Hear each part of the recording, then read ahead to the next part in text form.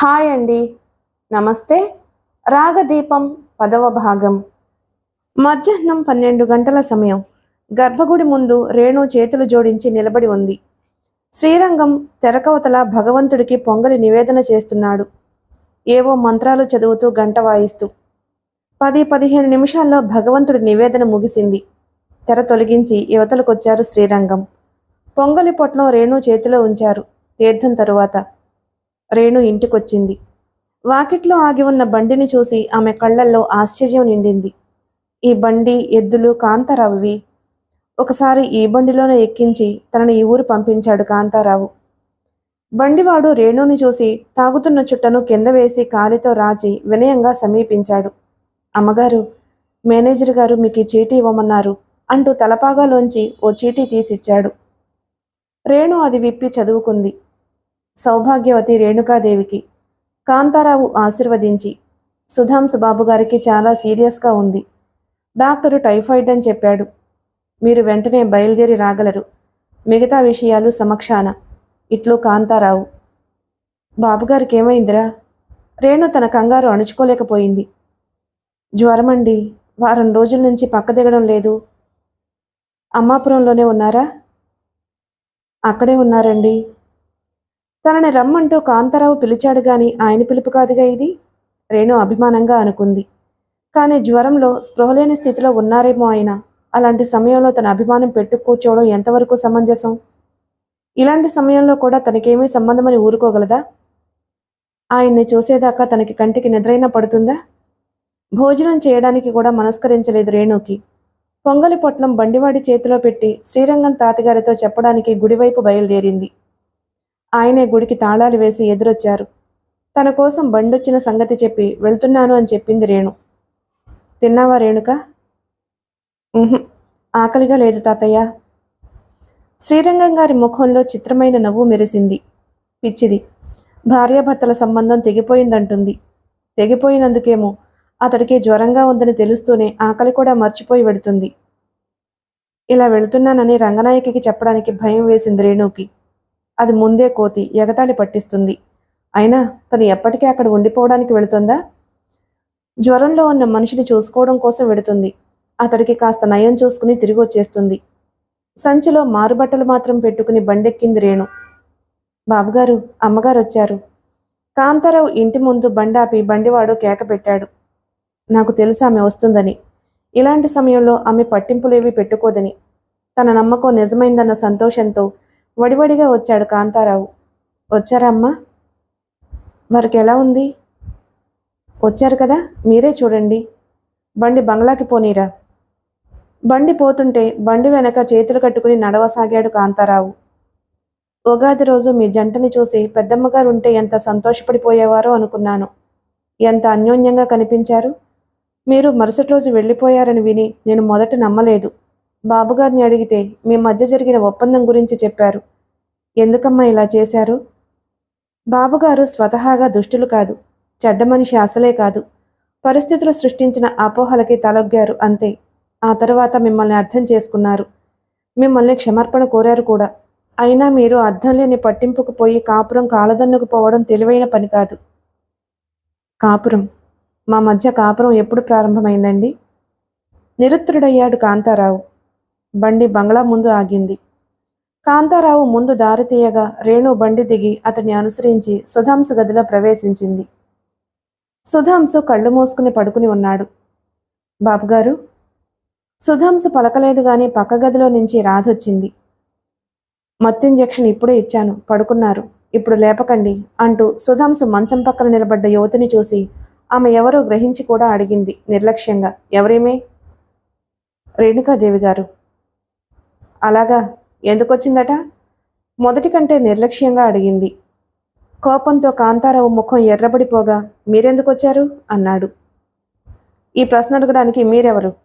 మండిపడింది రాధ. ఆమె ఎందుకొచ్చింది అని అడగడానికి మీరు మాత్రం ఎవరు? ఆమె ఇంటికి మీరొచ్చి ఆమెను ఆ ప్రశ్న అడగడం మీ ఆమిల్లా? ఆమిల్ల అయితే ఇన్ని రోజులు ఎక్కడికి వెళ్ళినట్లు?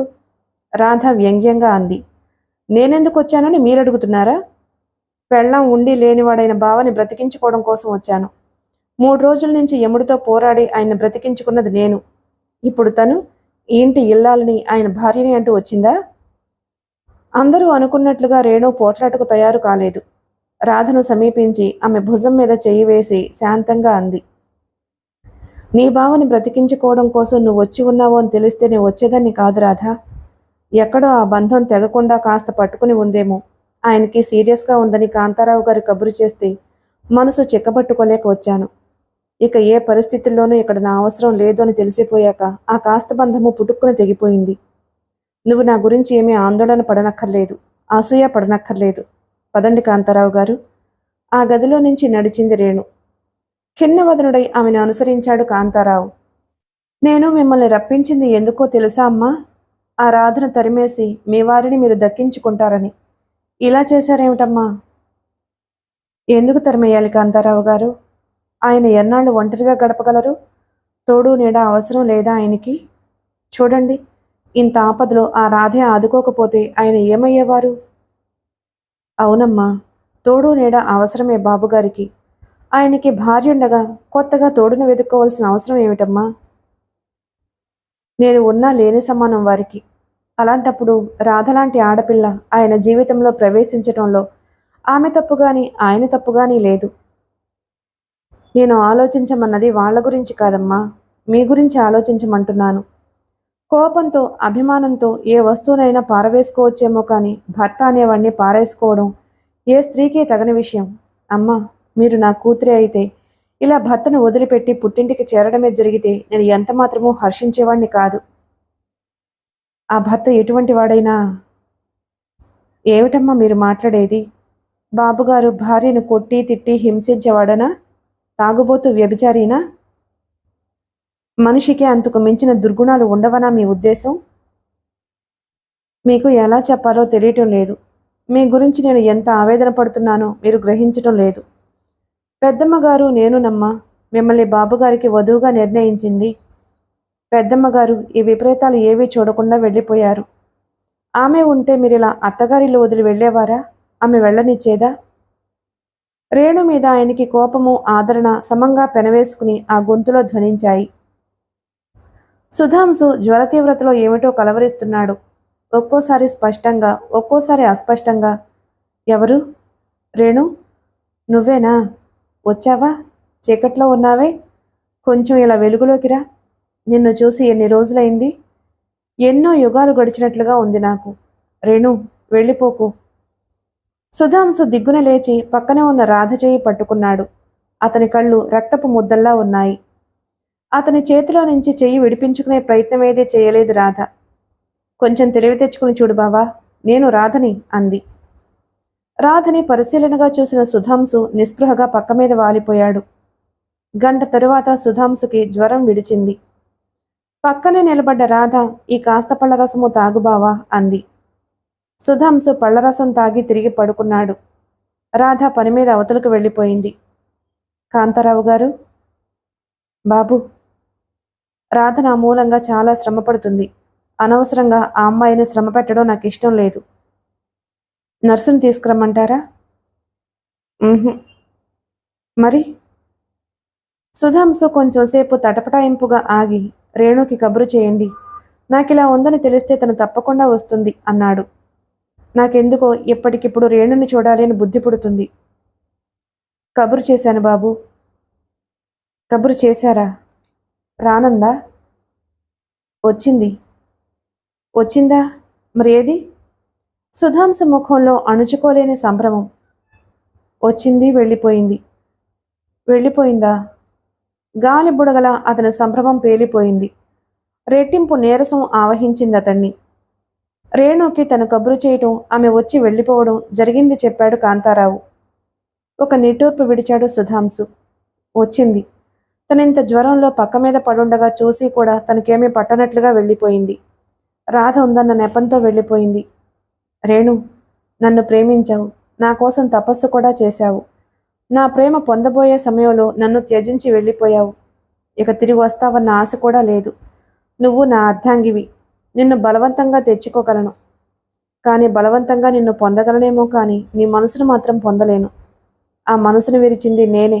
దాన్ని అతికించే ఉపాయం మాత్రం నాకు తెలియకుండా ఉంది అనుకున్నాడు తపనగా. రాధ గ్లాసులో ఏదో ద్రావకం తెచ్చింది. బావా, కొంచెం లేచి కూర్చో అంది. సుధాంశు లేవలేదు.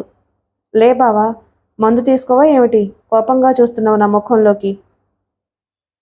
రేణుకతో అలా మాట్లాడే అధికారం నీకెవరిచ్చారు? అతడి గొంతు చాలా కఠినంగా వినిపించింది.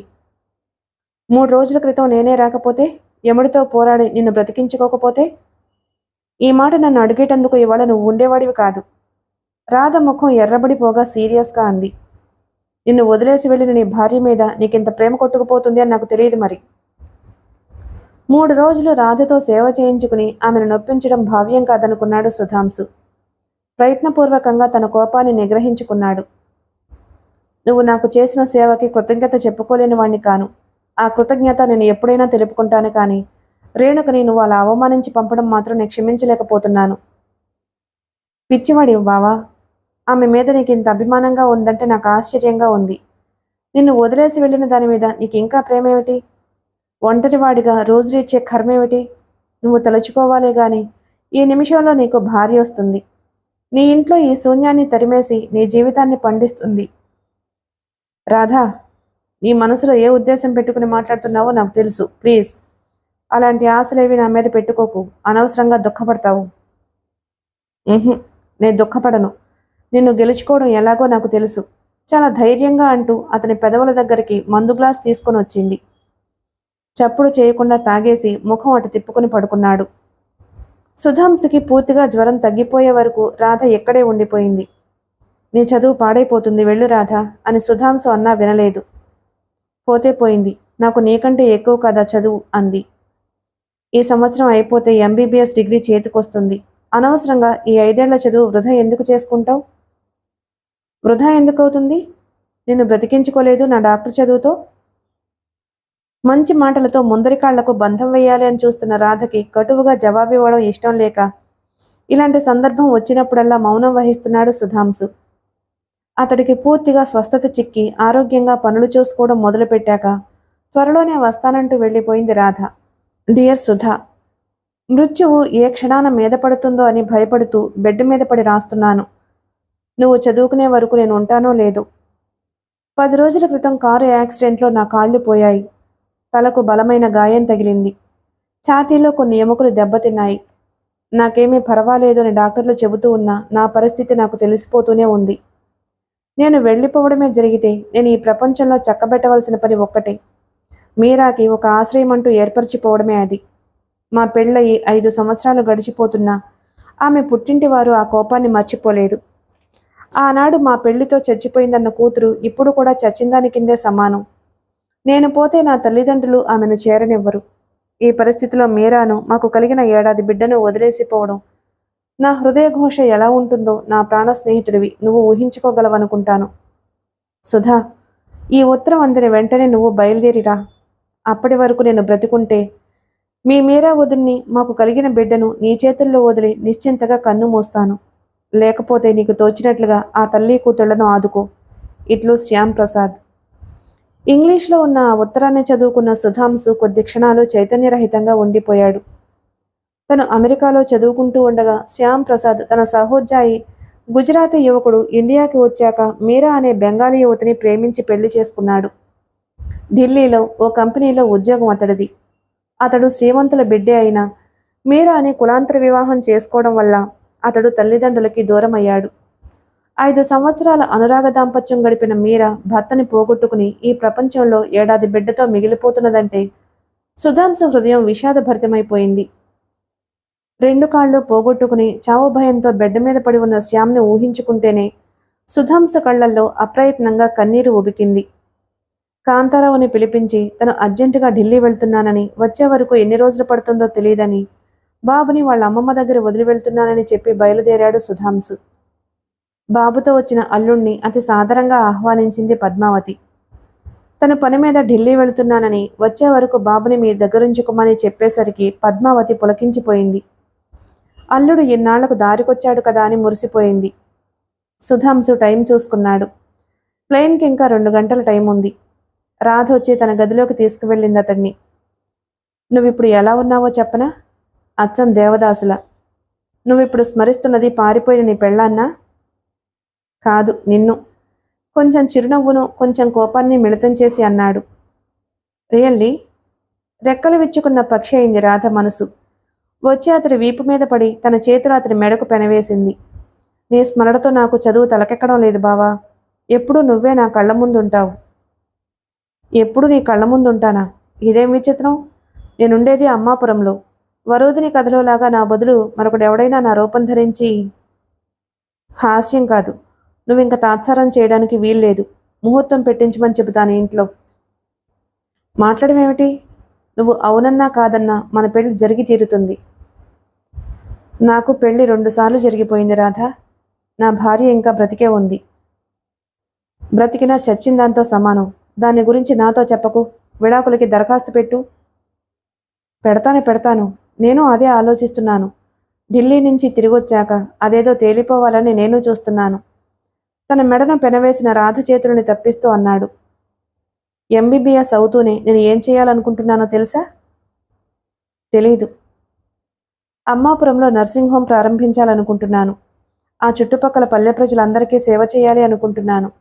ఆ విధంగా నా డాక్టర్ చదువుని సార్థకం చేసుకోవాలనుకుంటున్నాను. నీ ఆదర్శాన్ని నేను అభినందిస్తున్నాను. నువ్వు ఆ పల్లెలో నర్సింగ్ హోం పెట్టడమే జరిగితే నా బంగళా కింద భాగం నీ నర్సింగ్ హోంకి డొనేట్ చేస్తాను. మరో ₹1,00,000 రొక్కం కూడా డొనేట్ చేస్తాను. బావుంది. నువ్వు నాకు డొనేట్ చేయడం ఏమిటి? అదంతా నాది కాదా? నీదెలా అవుతుంది? నువ్వు నావాడివైనప్పుడు. రాధ మాటలతో సుధాంశుకి గత స్మృతులు కళ్ల ముందు కదిలినట్లుగా అయ్యాయి. తనకి రేణుతో పెళ్లైన 2వ రోజు రాత్రి రేణు తన గదిలోకి వచ్చినప్పుడు తను ఆమెకు ఓ ఉత్తరం రాసిపెట్టి కావలసినంత డబ్బు పట్టుకు వెళ్ళి తగిన వరుణ్ణి చూసుకుని పెళ్లి చేసుకోమని చెప్పాడు. దానికి రేణు ఎంత గడుసుగా జవాబిచ్చింది. నా డబ్బు నాకిస్తున్నారా అంటూ ప్రశ్నించింది. సుధాంశు ఏదో పరధ్యాసలో పడిపోయి రాధ మాటకు జవాబివ్వలేదు. నీ 2వ భార్య నిన్ను విడిచిపెట్టిపోయినా మన పెళ్లి జరిగాక వచ్చి గొడవేమీ చేయకుండా కోర్టు నుంచి విడాకులు పొందితే బావుంటుంది బావా. విడాకులా? ఎవరి నుండి? ఎంతసేపు ఏం వింటున్నావు? నీ మనసు ఎక్కడుంది? నువ్వు విడాకులు తీసుకోమంటున్న నా భార్య దగ్గర. వస్తాను రాధా, టైం అయింది. సుధాంశు నిర్లిప్తంగా లేచాడు. ఇంచుమించు 15 రోజుల తరువాత మీరా బిడ్డతో తిరిగొచ్చాడు సుధాంశు. మీరా కథ అతడి నోటి వెంట వింటూనే అప్రసన్నంగా మారిపోయారు పద్మావతి, ఆమె కూతురు. స్నేహితుడి భార్య అయితే డబ్బు సాయమో ఏదో చెయ్యాలి. ఇలా వెంట పెట్టుకుని రావడం నాకు నచ్చలేదల్లుడు, నిర్మోహమాటంగా అంది పద్మావతి.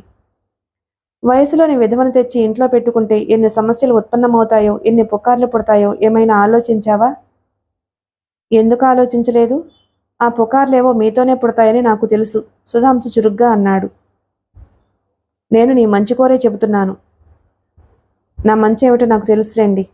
ఎవరో ఏదో అంటారని నమ్ముకున్న వాళ్లకు సాయం చేయగలిగి ఉండి చేయలేకపోతే అది మానవత్వం అనిపించుకోదు. మీరాకి డబ్బు అవసరం లేదు. ఆమెకు బ్యాంకులో 1,00,000 దాకా డబ్బుంది. ఆమెకు కావాల్సింది కాస్త నీడ మాత్రమే. ఆమె భర్త స్నేహితుడిగా ఆ నీడ నేనివ్వగలను. దీనివల్ల మీకేమైనా కష్టం కలుగుతుందా? ఆమెను తీసుకొచ్చే ముందు రాధని ఒక మాట అడగాల్సిన మాట. రాధ నా భార్య అయిపోయినట్టే మాట్లాడేస్తున్నారే.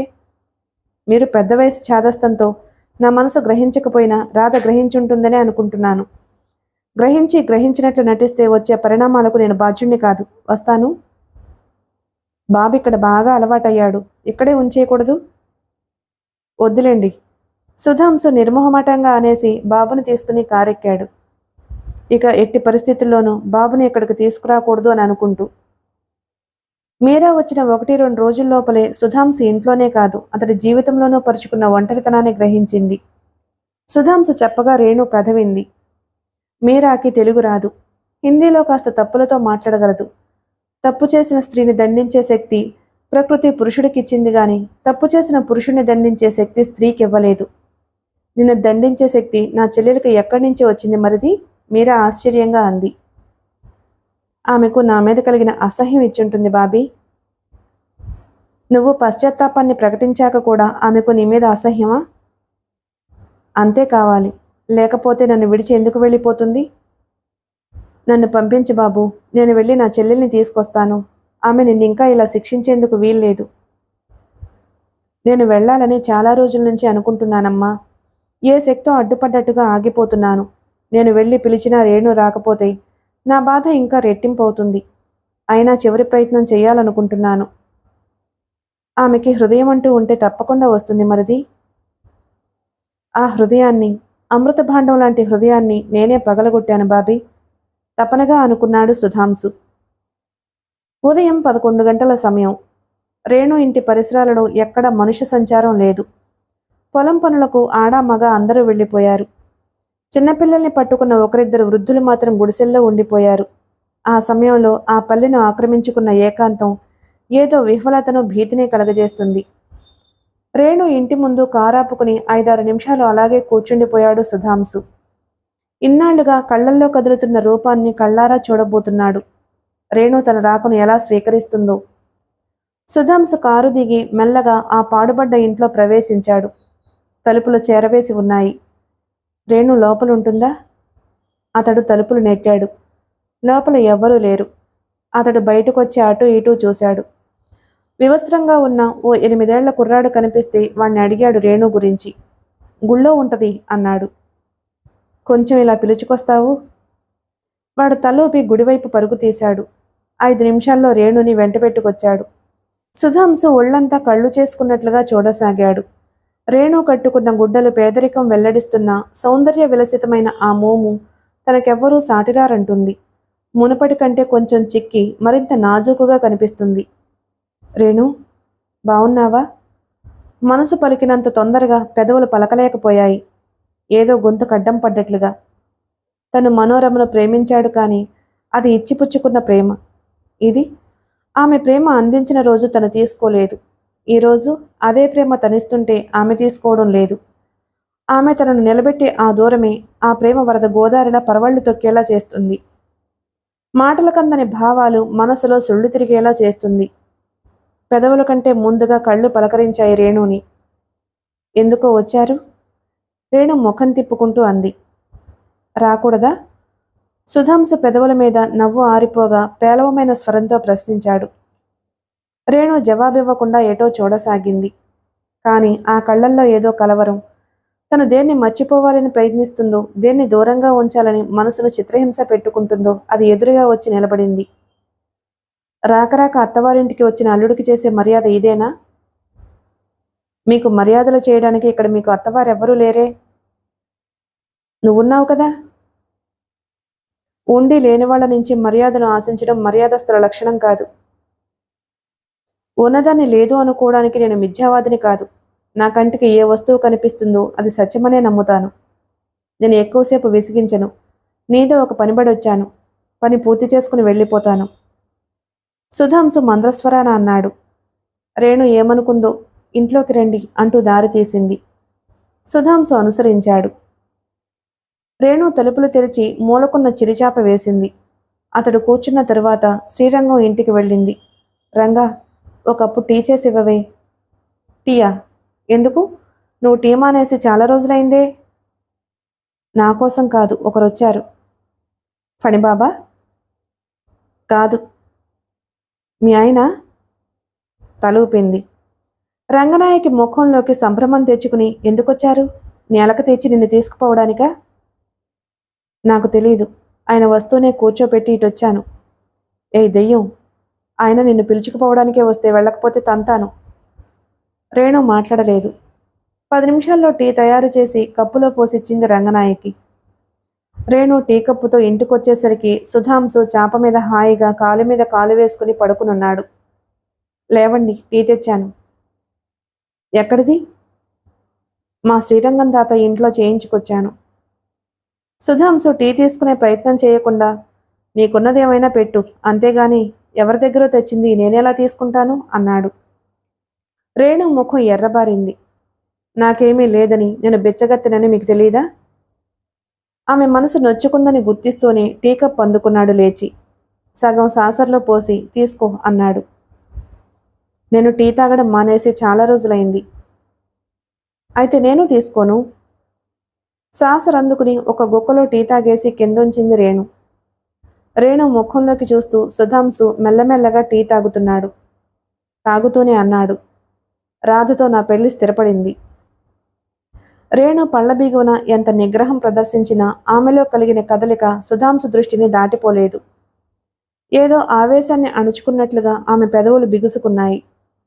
ఇవిగో విడాకుల కాగితాలు, సంతకం పెట్టు. ఏవో కాగితాలు ఇచ్చి అతడు చూపిన 2 చోట్ల వణికే చేతులతో తన పేరు రాసింది. ఏమాత్రం పనికి మీరు రావడం ఎందుకు? ఎవరిని పంపించినా పని జరిగిపోయేదిగా అంది, తనలో రేగిన తుఫాన్ని ఎక్కడా బయటపడకుండా చూసుకుంటూ. నా భార్యగా చివరిసారిగా నిన్ను చూసుకుందామని నవ్వు దాచుకుంటూ అన్నాడు. మన విడాకుల పత్రం ఓసారి చదవరాదు, తెలుగులోనే ఉంది. అక్కర్లేదులేండి, ఒకసారి చదువుదు. అవసరం లేదన్నానుగా. అయితే నేనే చదువుతాను, విను. రేణు అసహనంగా చూడసాగింది. భక్త సుధాంశు మోహన్, నీ ప్రేమ నన్ను ముగ్ధురాలను చేసింది. నీ విరహం నన్ను కరిగించింది. నీ తపస్సుకు మెచ్చాను. నువ్వు ఏం కోరుకున్నా నేను ఇవ్వడానికి సిద్ధంగా ఉన్నాను. కోరుకో. నీ ఆరాధ్య దేవత రేణుకాదేవి.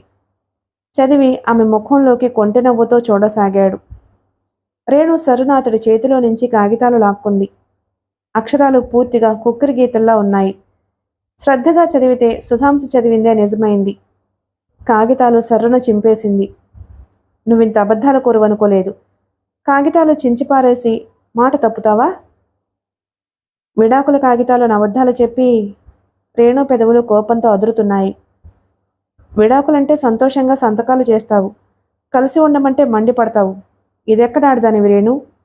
ప్రతిసారి నువ్వే గెలుస్తావని అనుకోవద్దు. ఈసారి నా గెలుపు నువ్వు చూస్తావు. నిన్ను తీసుకువెళ్లకుండా వెళ్ళను. ఏం చేస్తారు? బలవంతంగా లాక్కు వెళ్తారా? ఊళ్ళో పెద్దల్ని పిలిచి పంచాయతీ పెడతాను. సుధాంశు కులాసాగా నవ్వుతుంటే ఉరిమి చూడసాగింది రేణు. నాతో నువ్వైనా వస్తావు, లేదా నీతోనే నే ఉండిపోతాను. రేణు ముఖం కిందకి దించుకుని ఆలోచనలో పడిపోయింది. చూస్తే ఇప్పుడే కదిలేలాగా లేడు. ఈయన తిండి తిప్పల సంగతేమిటి?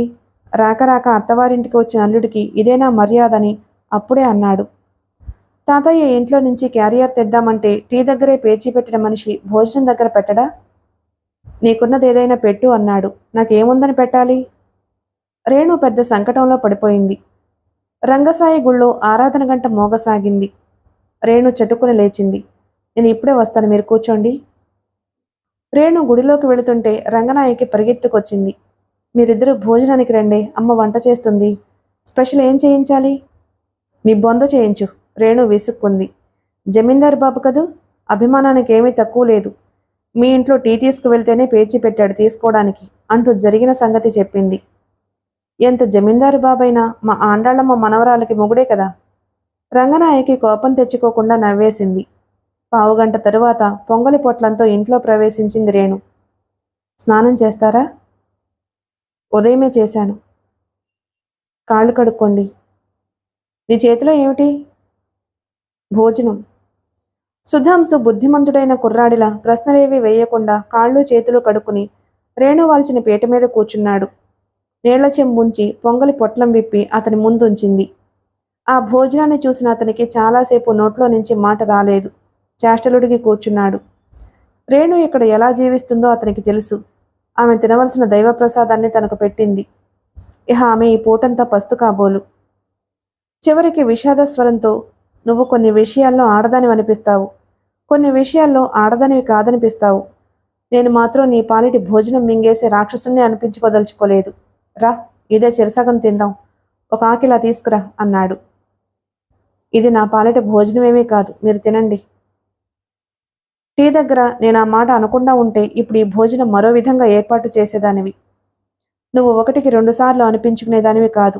అందుకే నువ్వు తినాల్సిన ఈ పొంగలి నాకు పెట్టి ఈ పూట పస్తుండదలుచుకున్నావు. రా, నువ్వు తింటే గాని నేను తినను. ఇద్దరం ఒకే విస్తరలో తిందాం. మన పెళ్ళప్పుడు జరగవలసిన ఏ వేడుకలో అప్పుడు జరగలేదు, ఇప్పుడు అంటూ పొంగలి 2 భాగాలుగా చేశాడు. రావా? అయితే నేను లేచిపోతాను. మధ్యాహ్నం పూట మగడిని పస్తుంచిన పాపం నీకు చుట్టుకుంటుంది. మీరు తినండి, తర్వాత తింటాను. అలా వీల్లేదు, రా. రావా? లేస్తున్నాను. కూర్చోండి, తింటాను. సుధాంశుకు ఎదురుగా కూర్చుంది రేణు. ఇక తప్పక. సుధాంశు తింటూనే రేణు చేతిని దగ్గరగా లాక్కుని ఆమె చేతిలోని ముద్దను తినేశాడు. చిచి కంగారు పడింది. చిచ్చి ఏం కాదు, చాలా మధురంగా ఉంది నీ ఎంగిలి. రేణు పెదవుల మీద సన్నని నవ్వు మెరిసింది. తనలోని కఠినత్వాన్ని మెల్లమెల్లగా కరిగించి వేస్తున్నాడు, తన అభ్యర్థనలతో, ఆజ్ఞలతో, కొంటితనంతో. క్షమార్పణ ముందు ఆత్మగౌరవమే కాదు, మరి ఏది నిలవకూడదు. ఎవరో చెవిలో మంత్రంలా చదువుతున్నట్లుగా అనిపించింది. భోజనం పూర్తి చేసేసరికి తన ఎంగిలి రేణు నోటికందించి పెళ్లినాడు జరగవలసిన బువ్వం బంతి వేడుక పూర్తి చేశాడు సుధాంశు. భోజనం పూర్తయ్యాక చాప మీద తలగడకు బదులుగా తల కింద చేతులు పెట్టుకుని పడుకుని, ఆ ఇక కబుర్లు చెప్పు రేణు అన్నాడు. ఏం కబుర్లున్నాయి? నన్ను ఇంకా ఎన్నాళ్ళు ఇలా శిక్షించాలనుకుంటున్నావు? నేను ఎవరిని శిక్షించటం లేదు. నా దారిని నేను వచ్చేశాను. నువ్వు ఇంకా ఆ పాత పాటే పాడతావన్నమాట. పిల్లలు ఎలా ఉన్నారు? ఇంతసేపటికి గుర్తొచ్చారా? ప్రేమ్కి మాటలు వచ్చాయనుకుంటాను. ఈరోజు అమ్మను తీసుకొస్తున్నాను అని చెప్పాను వాడికి. ఎప్పుడు మన ప్రయాణం? నేలచూపులు చూడసాగింది రేణు. క్షమార్పణ ముందు ఆత్మగౌరవమే కాదు, మరేమీ నిలవకూడదు. ఇది రాజమహల్ కాదు. ఇక్కడ పట్టె మంచాలు, పట్టుపరుపులు లేవు. మృష్టాన్న భోజనం దొరకలేదు. కానీ రేణు, నాకిక్కడ ఎంతో హాయిగా ఉంది. నా మొదటి అత్తవారింట్లో కూడా నేను ఇంత హాయిని అనుభవించలేదు ఎప్పుడు. ప్రేమించిన పెళ్లాంతో గడిపిన రోజులు ఇంత మధురంగా లేవు. ఈ పెడమొగం పెళ్లాంతో అనుభవం ఏమిటో తమాషాగా, ఎంతో మధురంగా, మర్చిపోలేని అనుభూతిగా ఉంది. చాలా సంగతులు చెప్పాడు సుధాంశు. పద్మావతి రాధని తనకు కట్టబెట్టాలి అనుకోవడం దగ్గర నుండి మీరాని తీసుకురావడం వరకు. తనే నిన్ను తీసుకురావడానికి తయారైంది మీరా బాబీ. ఎవరొచ్చినా నువ్వు రావని నాకు తెలుసు రేణు. ఆ రోజు నన్నంత జ్వరంతో వదిలేసి వచ్చేయడానికి నీ మనసు ఎలా అంగీకరించింది? రాధుంది కదా. రాధ నా పెళ్ళామా? రాధతో మీ పెళ్లి జరగబోతుందని నాకు అప్పటికే తెలుసు. గాలి కబుర్లు నమ్మి నన్ను వదిలేసి వచ్చావన్నమాట. నన్ను అంత చంచలుడిగా అంచనా వేశావన్నమాట. మీ నిగ్రహం ఎంతో నాకు తెలియదా? ముందు మీ హృదయ సింహాసనం ఒక మీ ప్రథమ కళత్రానిదే అన్నారు. తరువాత నాదన్నారు. ఆ సింహాసనం మీద రాధని కూర్చోపెడితే ఆశ్చర్యమేముంది? ఆ సింహాసనం గెలుచుకునే శక్తి అందరికీ ఉండొద్దు. ఇప్పుడు నిన్ను బాగానే అర్థం చేసుకున్నాను రేణు. వెన్న కంటే మృదువైంది, పాల కంటే స్వచ్ఛమైంది నీ మనసు. కానీ అవసరమైతే వజ్రం కంటే కఠినంగా మారిపోగలదు. ఎంత ప్రేమించగలవో అంత ద్వేషించగలవు. నా మీద నీకు ద్వేషం కలగందే నన్ను వదిలిపెట్టి వచ్చావనుకోను. ద్వేషాన్ని అగ్నిగాను, ప్రేమని అమృతంగానూ వర్ణిస్తారు విజ్ఞులు. ఈ ప్రపంచంలో దేన్నైనా మార్చి మసి చేయగల శక్తి ఉంది ద్వేషానికి. నవజీవనం పోసే శక్తి అంతకు రెట్టింపుగా ఉంది ప్రేమలో. ప్రేమ ముందు ద్వేషం నిలవలేదు. నా గుండెల నిండా పొంగిపొరలే ప్రేమతో నిన్ను గెలుచుకుపోగలనన్న నమ్మకంతో వచ్చాను. కర్ర టకటకలతో పాటు శ్రీరంగం గారి కేక వినిపించింది. అమ్మ రేణు. గుమ్మం వరకు వచ్చిన ఆయనకు రేణు సిగ్గుల పెళ్లి కూతురుగా సుధాంశు సామ్రాజ్యాన్ని గెలుచుకున్న చక్రవర్తిలా కనిపించారు. ఆయనకు అర్థమైపోయింది వారిద్దరి మధ్య కుదిరిన రాజీ. రేపు తెల్లవారుజామున 5 గంటలకు ప్రయాణానికి బాగుంది. తర్వాత వజ్యం వస్తుంది. సాయంత్రం మీ దంపతులు మా ఇంటికి రండి రేణు. తప్పకుండా రావాలమ్మా అని చెప్పి ఎక్కువసేపు నిలవకుండా వెళ్ళిపోయారాయన. సుధాంశు వదనాన్ని దీప్తివంతం చేసిన రాగదీపాన్ని ముగ్ధురాలై చూడసాగింది రేణు. అయిపోయిందండి రాగదీపం నవల. మన ఛానల్ కనుక మీకు నచ్చినట్లయితే తప్పకుండా లైక్ చేసి సబ్స్క్రైబ్ చేసుకోండి ప్లీజ్. Thank you.